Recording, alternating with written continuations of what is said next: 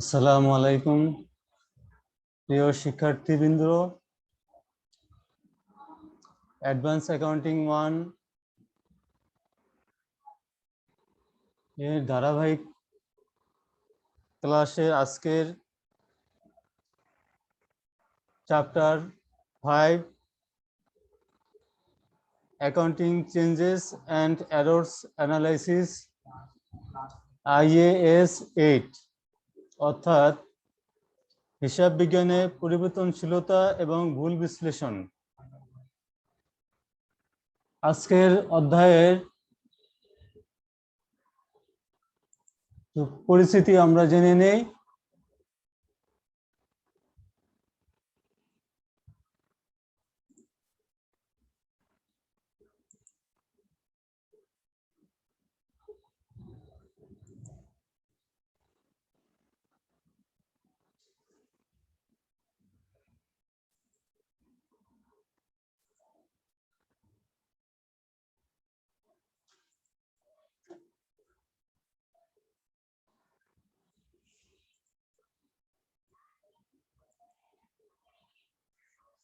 Advance accounting 1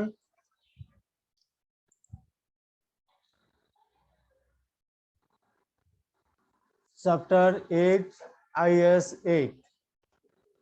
এই চ্যাপ্টারে যে বিষয়গুলি আমরা আলোচনা করব তার মধ্যে আছে accounting changes in accounting principal,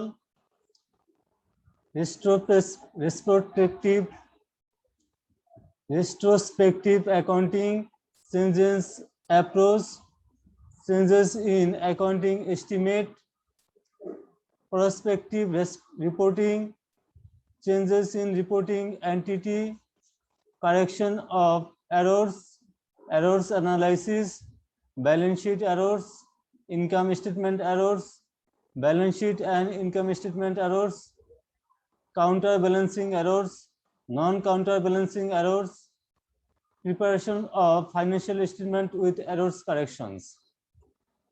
অর্থাৎ IAS 8 ইন্টারন্যাশনাল অ্যাকাউন্টিং স্ট্যান্ডার্ড 8 অনুসারে accounting changes and errors analysis আমরা এখানে আলোচনা করব।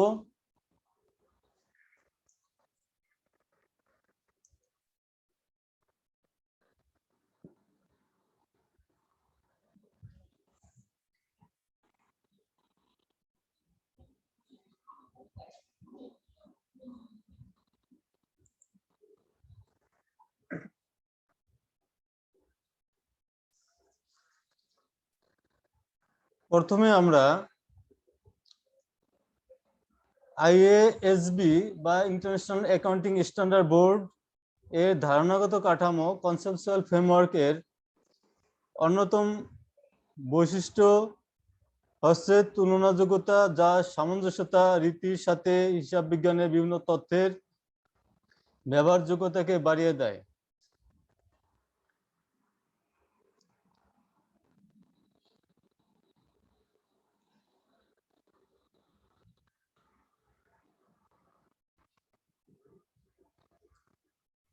হিসাব বিজ্ঞানের পরিবর্তনশীলতা এবং ভুল বিশ্লেষণ অর্থাৎ অ্যাকাউন্টিং চেঞ্জেস অ্যান্ড এরর অ্যানালাইসিসের কি কি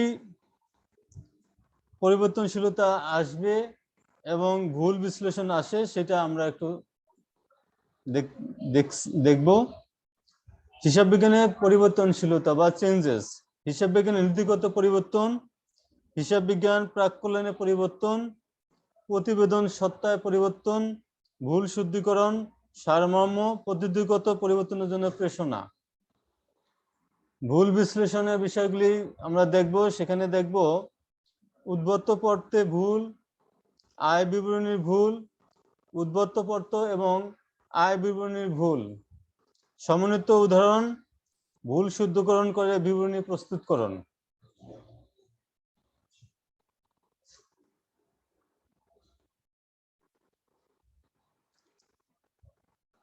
বিনিয়োগকারীরা কোম্পানির আর্থিক প্রতিবেদনে ভুলের পুনরুক্তি রিস্টেটমেন্ট সম্পর্কে অনবহিত থাকেন, যা তাদেরকে সিদ্ধান্ত গ্রহণে ভুল পথে পরিচালিত করে। আর্থিক প্রতিবেদন প্রকাশের সময় প্রায় দেখা যায় অনেক ভুল উদ্ঘাটন করা সম্ভব হয় না, অথচ এ সকল ভুলের কারণে আর্থিক প্রতিবেদন প্রকাশে বিলম্ব হতে পারে, যা কোম্পানির জন্য ক্ষতিকর। ফলে কোম্পানি সমূহ এই সকল ভুলের জন্য তাদের প্রতিবেদনে পুনরুক্তির উল্লেখ করে থাকে এবং পরবর্তীতে এই সকল ভুল উদ্ঘাটন করে তা সংশোধন করা হয়। এর জন্য ক্ষেত্র বিশেষে অনেক সময় 3 থেকে 9 মাস পর্যন্ত লেগে যায়। এই দীর্ঘ অনবহিত কাল সম্পর্কে নীতি নির্ধারকদের সতর্ক থাকতে হয়। এই অনবহিত কাল হিসাব তথ্য ব্যবহারকারীদের জন্য খারাপ সময় বলে বিবেচিত হয়। ফলশ্রুতিতে নিয়ন্ত্রণমূলক সংস্থাসমূহ পরবর্তীতে ভুলের ব্যাখ্যা সহ প্রতিবেদন প্রকাশ করার উপর গুরুত্ব আরোপ করে থাকে। আন্তঃকোম্পানির বিশ্বাসযোগ্যতা তুলনাযোগ্যতার জন্য কোম্পানির প্রতিবেদনের প্রস্তুতির সময় ইন্টারন্যাশনাল অ্যাকাউন্টিং স্ট্যান্ডার্ড বোর্ড বা IASB এর গৃহীত মান অনুযায়ী হিসাব প্রাক্কলন, ভুলের সংশোধন, হিসাব বিজ্ঞানের সামঞ্জস্যতা, নীতি নির্ধারণ পরিবর্তন এবং শেয়ার প্রতি উপার্জন ক্ষমতা বা আর্নিং পার শেয়ার নির্ণয় করার প্রতি গুরুত্ব করা হয়। বর্তমানে ইন্টারন্যাশনাল অ্যাকাউন্টিং স্ট্যান্ডার্ড বোর্ড বা IASB কর্তৃক স্বীকৃত ইন্টারন্যাশনাল অ্যাকাউন্টিং স্ট্যান্ডার্ড এবং ইন্টারন্যাশনাল ফিনান্সিয়াল রিপোর্টিং স্ট্যান্ডার্ড বা IFRS অনুযায়ী মানসম্মত প্রতিবেদন প্রস্তুতির বিষয়ে গুরুত্ব আরোপ করা হয়, যা বিনিয়োগকারী ও হিসাব তথ্য ব্যবহারকারীদের যুক্তিগ্রাহ্য সিদ্ধান্ত গ্রহণে সহায়তা করে।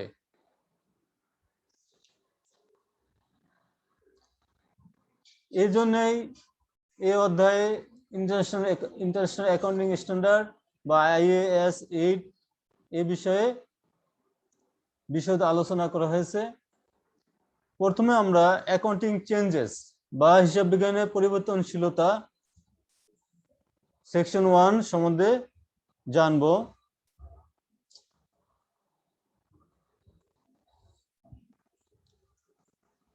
হিসাব বিজ্ঞানের সর্বজন স্বীকৃত নীতিমালা বা GAAP gap generally accepted accounting principal বিভিন্ন বিকল্প পদ্ধতির সমূহ থেকে যে কোনো একটি পদ্ধতি গ্রহণে ভিন্নতার কারণে একই প্রতিষ্ঠানে বিভিন্ন আর্থিক সময়ে বা ভিন্ন ভিন্ন কোম্পানির আর্থিক প্রতিবেদনে ভিন্ন ভিন্ন চিত্র পরিলক্ষিত হওয়ার কারণে কোম্পানির আর্থিক প্রতিবেদনের তুলনাযোগ্যতা হ্রাস পায় বা হিসাব তথ্যের কালীন ধারার স্বচ্ছতা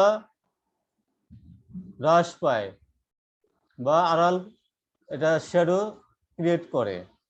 অর্থাৎ GAAP gap generally accepted accounting principal বা সর্বজন স্বীকৃত হিসাব বিজ্ঞান নীতিমালা, এখানে কোনো একটা কোম্পানি তার যেমন GAAP তে অ্যাজাম্পশন, কনস্ট্যান্ট অ্যান্ড প্রিন্সিপালস, এখন এক একটা কোম্পানি অ্যাজাম্পশনস এক এক রকম হতে পারে, কনস্ট্যান্ট এবং প্রিন্সিপালস ভিন্ন হতে পারে। এই ভিন্ন অ্যাজাম্পশনস, কনস্ট্যান্ট এবং প্রিন্সিপালের কারণে আর্থিক প্রতিবেদনও ভিন্ন হয়।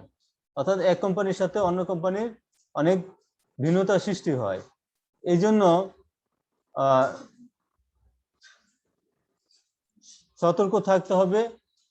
এই জন্য কিছু কিছু ক্ষেত্রে যেমন ব্যাংক কোম্পানির ক্ষেত্রে ব্যাংক কোম্পানি অ্যাক্ট 1994 এবং IAS 30 অর্থাৎ ইন্টারন্যাশনাল অ্যাকাউন্টিং স্ট্যান্ডার্ড IAS 30 তে ফুল ডিসক্লোজার প্রিন্সিপাল ফলো করা হয়। ফলে ব্যাংকগুলোর আর্থিক বিবরণী অনেকটা একই রকম হয়। এরকম অন্যান্য কোম্পানির ক্ষেত্রে যদি তারা একই একটা ধারায়, স্বচ্ছ ধারায় বা একটা নির্দিষ্ট IAS, IFRS এবং GAAP গ্যাপ ফলো করে যদি ফাইন্যান্সিয়াল স্টেটমেন্ট তৈরি করে, তাহলে প্রতিবেদনের মানটা ভালো হবে এবং অনেক অন্যান্য প্রতিষ্ঠানের সাথে সামঞ্জস্যতা থাকবে, অর্থাৎ কম্পারেবিলিটি ক্ষেত্রে এটা সুবিধাজনক হবে।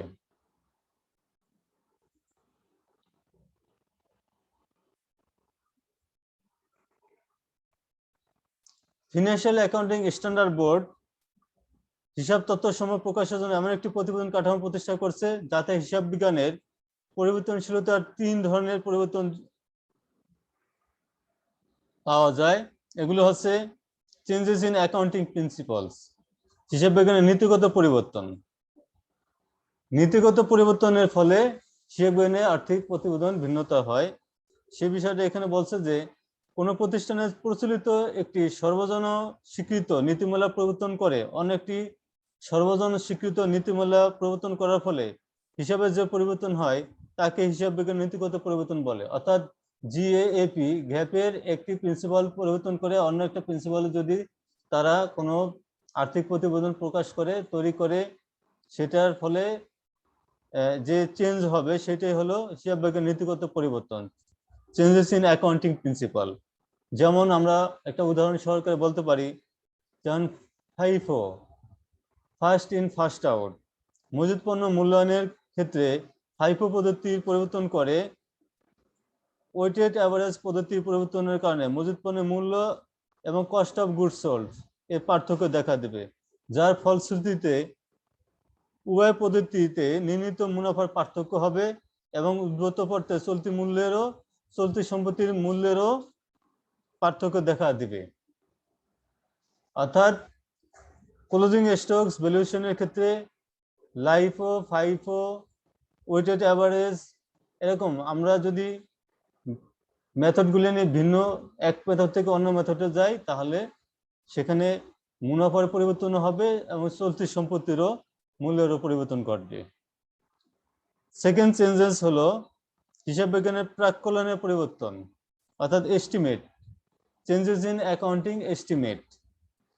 হিসাবের নতুন তথ্য বা উন্নত অভিজ্ঞতার সমন্বয় ঘটানোর জন্য অনেক সময় হিসাব বিজ্ঞানে মুনাফা নির্ণয়ের পার্থক্য ঘটে। যেমন কোনো ব্যবহার্য স্থায়ী সম্পত্তির কার্যকরী আয়ুষ্কাল পরিবর্তন করা হলে অপচয় হ্রাস বৃদ্ধি ঘটে এবং মুনাফার পার্থক্য হয়। ধরি একটি স্থায়ী সম্পত্তির আয়ুষ্কাল 5 বছর, আমরা যদি এটাকে 10 বছর আয়ুষ্কাল করি তাহলে এর ডেপ্রিসিয়েশন কম হবে এবং মুনাফার হারও বেশি হবে, অর্থাৎ মুনাফার হার বেশি হবে, কারণ ডেপ্রিসিয়েশন কম হলে খরচ কম হবে, মুনাফার হার বেশি হবে।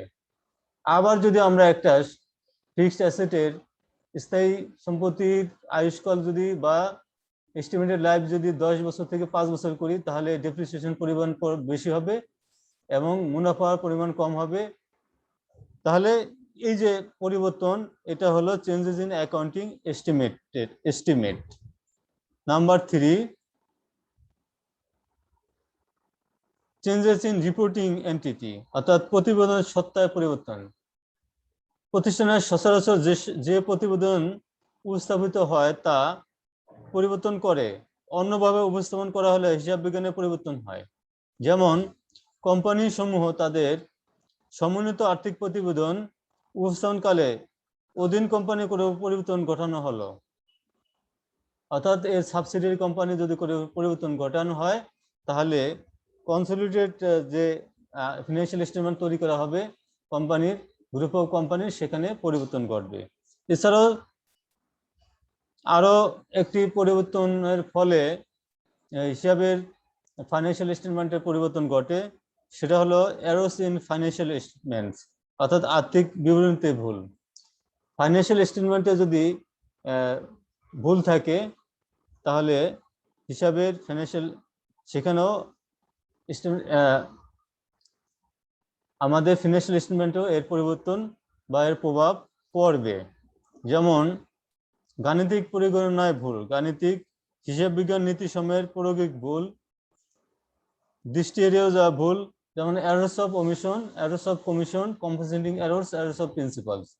অর্থাৎ এররস অফ ওমিশন মানে বাদ পড়ার ভুল, এররস অফ কমিশন মানে লেখার ভুল, এররস অফ কম্পেনসেটিং এররস মানে পরিপূরক ভুল, একটা ভুল আরেকটা ভুল দ্বারা কম্পেনসেটিং করা, এবং এররস অফ প্রিন্সিপালস অর্থাৎ নীতিগত ভুল, অর্থাৎ কোনো একটি সম্পত্তিকে হিস্ট্রিক্যাল কস্ট মেথড না করে বাজার মূল্যে তার মূল্য ধরা হলো, তাহলে কি হবে, পরিবর্তন নীতিগত ভুল হবে।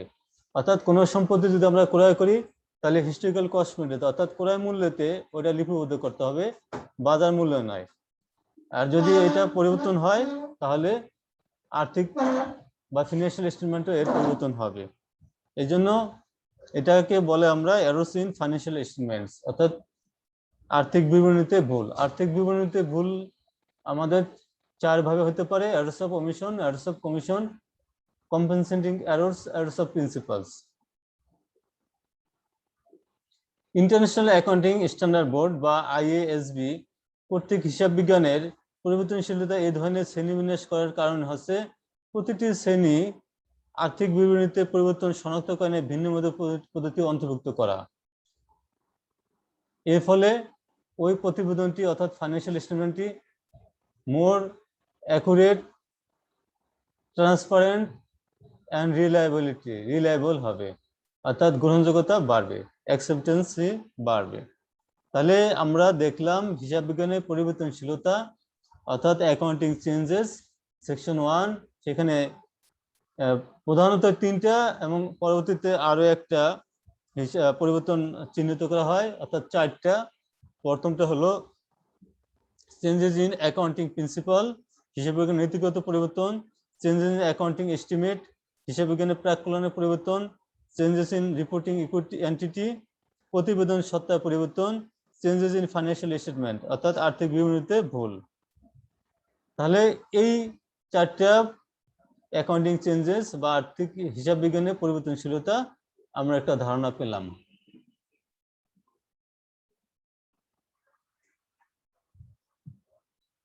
এখন আমরা একটু ডিটেলস দেখি হিসাব বিজ্ঞানের নীতিগত পরিবর্তন, চেঞ্জেস ইন অ্যাকাউন্টিং প্রিন্সিপালস। হিসাব বিজ্ঞানের পরিচালিত একটি নীতির পরিবর্তন করে, যেমন কোনো একটি কোম্পানি একটা নির্দিষ্ট প্রিন্সিপালসে সে আর্থিক বিবরণী তৈরি করে প্রত্যেক বছর, কিন্তু পরের বছর এই প্রিন্সিপালটা চেঞ্জ করে নতুন আরেকটা প্রিন্সিপাল সে অ্যাডাপ্ট করে, গ্রহণ করে, ফলে পূর্ব বছরের সাথে পরের বছরের আর্থিক বিবরণীতে অনেক পরিবর্তন ঘটবে। হিসাব বিজ্ঞানে একটি পরিচালিত নীতির পরিবর্তন করে ওই নীতির বিভিন্ন বিকল্প পদ্ধতির মধ্য থেকে অন্য একটি প্রয়োগ করাই হচ্ছে হিসাব বিজ্ঞানের নীতিগত পরিবর্তন। অর্থাৎ এ change in accounting principles involves a change from one generally accepted accounting principle to another। অর্থাৎ হিসাব বিজ্ঞানে পরিচালিত একটি নীতির পরিবর্তন করে ওই নীতির বিভিন্ন বিকল্প পদ্ধতির মধ্য থেকে অন্য একটি প্রয়োগ করাই হচ্ছে হিসাব বিজ্ঞানের নীতিগত পরিবর্তন। IAS 2 ইন্টারন্যাশনাল অ্যাকাউন্টিং স্ট্যান্ডার্ড 2 অনুযায়ী, যেমন ইনভেন্টরিজ অর্থাৎ মজুত পণ্য মূল্যায়নের সংক্রান্ত আমরা দেখব যে ইনভেন্টরিজ IAS 2 অনুযায়ী ইনভেন্টরিজ বা মজুত পণ্য মূল্যায়ন করার কয়েকটি পদ্ধতি আছে। সুনির্দিষ্টভাবে চিহ্নিতকরণ, যেমন স্পেসিফিক আইডেন্টিফিকেশন পদ্ধতি, FIFO first in first out বা ওয়েটেড অ্যাভারেজ পদ্ধতি।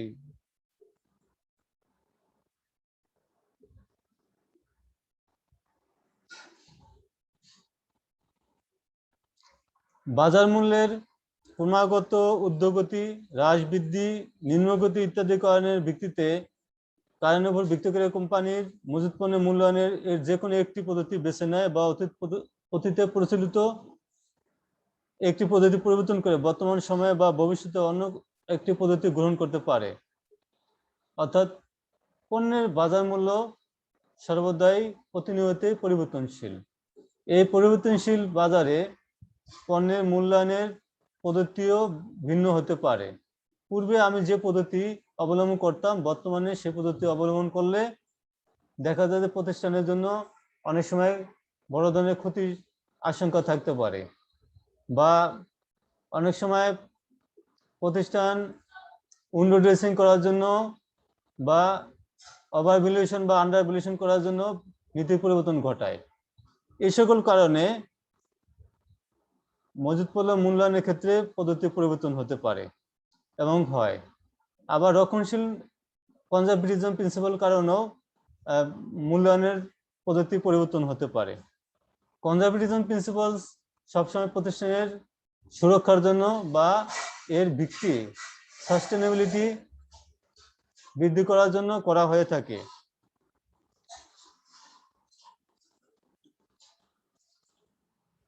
ফলে যদি ভ্যালুয়েশন অফ ক্লোজিং স্টকস বা স্টকস ভ্যালুয়েশনের ক্ষেত্রে যদি আমরা এরকম প্রিন্সিপাল চেঞ্জ করি, তাহলে মজুত পণ্যের মূল্যায়নের চেঞ্জ হবে এবং তার মূল্যমানও কম বেশি হবে। ফলে ভিন্ন ভিন্ন আর্থিক বছরে বা বিভিন্ন কোম্পানির মজুত পণ্যের মূল্যায়নের সামঞ্জস্য থাকে না ও তাদের উপস্থাপিত হিসাবগুলো তথ্যগুলো পারস্পরিক তুলনাযোগ্য হারায়।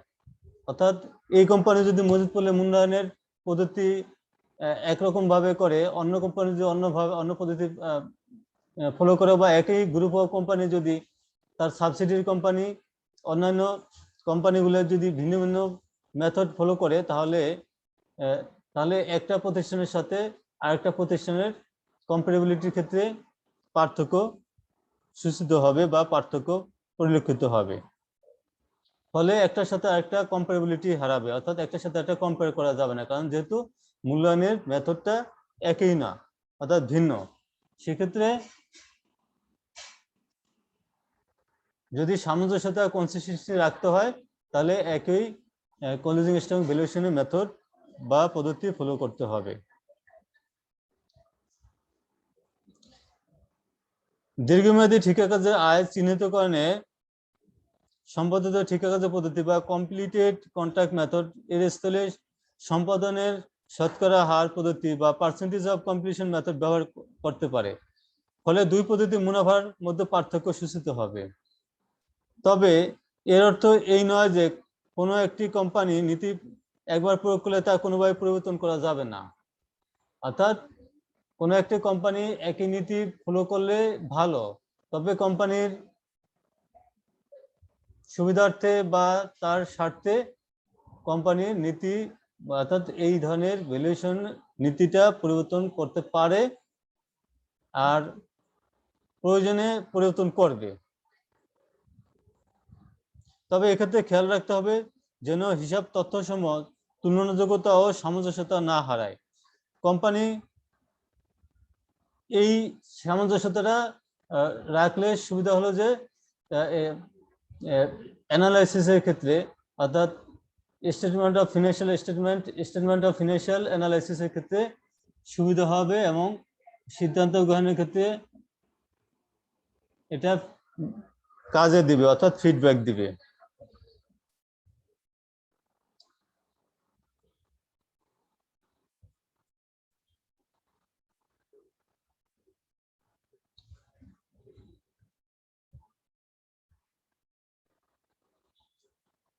ইন্টারন্যাশনাল ফিনান্সিয়াল রিপোর্টিং স্ট্যান্ডার্ড বা IFRS বা IAS, ইন্টারন্যাশনাল অ্যাকাউন্টিং স্ট্যান্ডার্ড ভুলভাবে প্রয়োগ করা হলে তাকে হিসাব বিজ্ঞানের পরিবর্তনশীলতা বলা যাবে না। অর্থাৎ ভুল নীতি প্রয়োগের ফলে যদি স্টেটমেন্ট অফ ফাইন্যান্সিয়াল স্টেটমেন্টের যদি পরিবর্তন হয়, চেঞ্জ আসে, সেটাকে চেঞ্জেস ইন অ্যাকাউন্টিং প্রিন্সিপালস এটা বলা যাবে না। তাহলে এখানে অ্যাকাউন্টেন্ট বা চিফ অ্যাকাউন্টেন্টকে তার প্রফেশনালিজম বা তার আইনের প্রয়োগের দক্ষতা থাকতে হবে। অর্থাৎ ভুল নীতি প্রয়োগের ফলে যদি পরিবর্তন হয়, তাহলে সেটা আইন নীতিগত ভুল, অর্থাৎ প্রিন্সিপালস এরর্স অফ প্রিন্সিপালস হবে। সেজন্য সেই ধরনের ভুল থাকলে এই ভুলগুলো পরিবর্তন করতে হবে। অর্থাৎ যেমন আমরা যদি একটা স্থায়ী সম্পত্তি ক্রয় করি, এখন একটা স্থায়ী সম্পত্তি ক্রয় করে ভারী যন্ত্রপাতি এবং বিদেশ থেকে যদি ইম্পোর্ট করি বা চিটাগাং থেকে ক্রয় করে যদি ঢাকা শহরে বা অন্য কোথাও ফ্যাক্টরিতে স্থাপন করতে যাই, তাহলে এটাকে ক্রয় করার জন্য মূল্য পরিশোধ করতে হবে। আবার সেই মেশিনটি ফ্যাক্টরিতে আনতে হবে গাড়ি ভাড়া করে, আবার এটাকে ওখানে স্থাপন করার জন্য খরচ যাবে। এইভাবে যতগুলো খরচ আসবে সবই ওই মেশিনের ক্রয় মূল্যের সাথে অন্তর্ভুক্ত হবে। কিন্তু কেউ যদি ভুল করে শুধু মেশিনের ক্রয় মূল্যকে মেশিন মূল্য হিসেবে দেখে এটা আনার জন্য গাড়ি ভাড়া, ওখানে সংস্থাপন ব্যয়, এগুলি যদি ক্রয় মূল্যের ভিতরে অন্তর্ভুক্ত না করে, তাহলে ওই মেশিনের মূল্য কমে যাবে এবং এটা এরর্স অফ প্রিন্সিপালস, অর্থাৎ এটাকে স্থায়ী খরচ হিসেবে দেখাতে হবে, নট রেভিনিউ এক্সপেন্সেস, এটাকে রেভিনিউ এক্সপেন্স হিসেবে দেখানো যাবে না। তাহলে এই ধরনের ভুলের কারণে যদি স্টেটমেন্ট অফ অ্যাকাউন্টিং চেঞ্জেস হয় তাহলে সেটাকে চেঞ্জেস ইন অ্যাকাউন্টিং বলা যাবে না, এটা হবে এরর্স অফ প্রিন্সিপালস। এই ধরনের ভুলগুলি থাকলে সেটাকে সংশোধন করতে হবে। সাধারণত নিম্নলিখিত পরিবর্তনগুলো হিসাব বিজ্ঞানের নীতিগত পরিবর্তনে অন্তর্ভুক্ত হবে, যেমন আইএএসবি বা international accounting financial standard board কর্তৃক প্রণীত মানের সাথে খাপ খাওয়ানোর জন্য অতীতে ব্যবহৃত পদ্ধতি পরিবর্তন। অর্থাৎ আইএস আগে যে প্রিন্সিপাল ফলো করতো এখন সেটা মডিফাই হয়ে নতুন প্রিন্সিপালস তারা অ্যাডাপ্ট করছে, অর্থাৎ গ্রহণ করছে। সেই প্রিন্সিপালসটা যদি আমরা আমাদের এই প্রতিষ্ঠানে ফাইন্যান্সিয়াল স্টেটমেন্ট পরিবর্তনের ক্ষেত্রে ব্যবহার করি তাহলে সেটা চেঞ্জেস ইন অ্যাকাউন্টিং, অর্থাৎ changes in accounting, say accounting change হিসেবে এটা পরিবর্তন হিসেবে ধরা হবে, এটা এরর্স অফ প্রিন্সিপালস হবে না। মজুত মূল্যায়নের পরিবর্তন, অর্থাৎ ইউনিটারিজ ভ্যালুয়েশনের ক্ষেত্রে যদি আমরা রুলস চেঞ্জ করি তাহলে সেটাও অ্যাকাউন্টিং চেঞ্জেস হবে, এটা এরর্স অফ প্রিন্সিপালস হবে না। ব্যয় পদ্ধতি থেকে মালিকানা পদ্ধতির পারস্পরিক পরিবর্তন, এটাও চেঞ্জেস, অ্যাকাউন্টিং চেঞ্জেস। দীর্ঘমেয়াদী ঠিকা কাজের আয় চিহ্নিতকরণের ক্ষেত্রে সম্পাদিত ঠিকা কাজ পদ্ধতি ও সম্পাদনের শতকরা হার পদ্ধতি পারস্পরিক পরিবর্তন। এই পরিবর্তনগুলি যদি হয়, অর্থাৎ আইএএসবি কর্তৃক যে সকল প্রিন্সিপাল চেঞ্জ হয়েছে সেই প্রিন্সিপালটা নতুন করে আবার অ্যাডাপ্ট করে নেওয়া, তার ফলে যে চেঞ্জেস হবে সেটা চেঞ্জেস হিসেবে অ্যাকাউন্টিং চেঞ্জেস হিসেবে গণ্য করা হবে। মজুত মূল্যায়নের ক্ষেত্রে যদি নীতি পরিবর্তন করা হয় সেটা অ্যাকাউন্টিং চেঞ্জেস হিসেবে পরিগণিত হবে। ব্যয় পদ্ধতি থেকে মালিকানা পদ্ধতির পারস্পরিক পরিবর্তন অ্যাকাউন্টিং চেঞ্জেস হিসেবে পরিগণিত হবে। দীর্ঘমেয়াদী ঠিকা কাজের আয় চিহ্নিতকরণের ক্ষেত্রে সম্পাদিত ঠিকা কাজ পদ্ধতি ও সম্পাদনের শতকরা হার পদ্ধতির পারস্পরিক পরিবর্তন অ্যাকাউন্টিং চেঞ্জেস হিসেবে পরিগণিত হবে।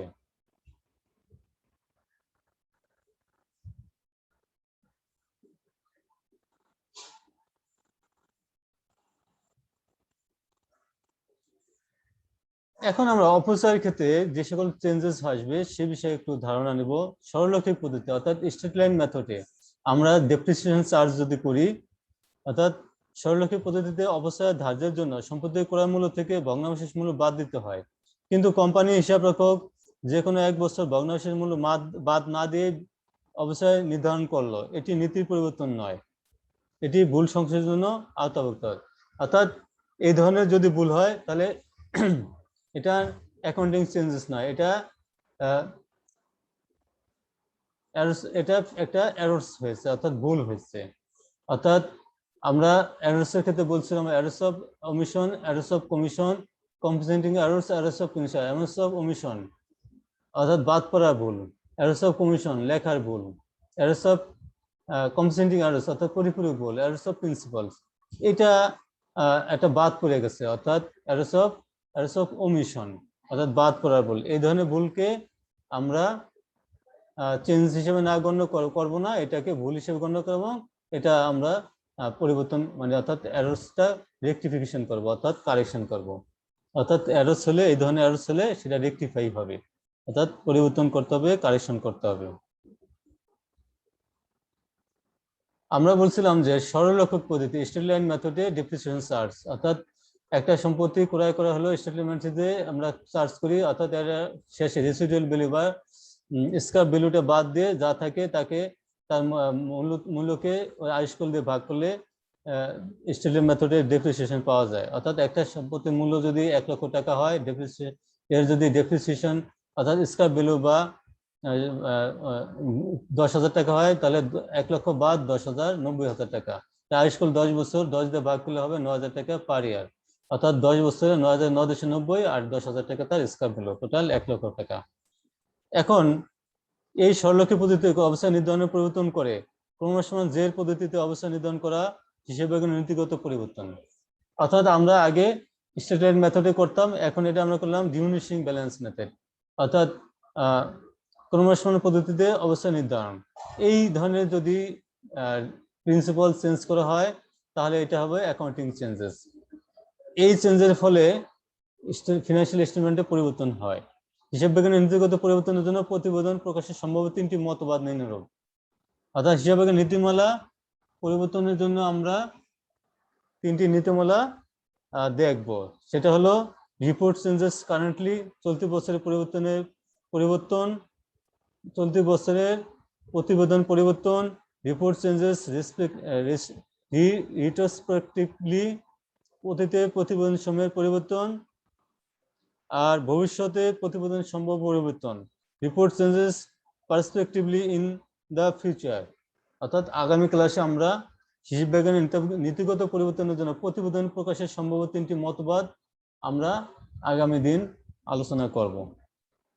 আজকের মতো ক্লাস এখানেই সমাপ্ত। সুস্থ থাকবে, নিরাপদে থাকবে, স্বাস্থ্যবিধি মানবে। আর যদি 18 বছরের বেশি বয়স হয়, যদি টিকা গ্রহণের সুযোগ থাকে তাহলে টিকা গ্রহণ করতে হবে। পরিবারের সবাইকে টিকা গ্রহণে উদ্বুদ্ধ করতে হবে, মাস্ক ব্যবহার করতে হবে। সবার সুস্বাস্থ্য মঙ্গল কামনায় আজকের মতো ক্লাস এখানে শেষ করছি। আল্লাহ হাফেজ।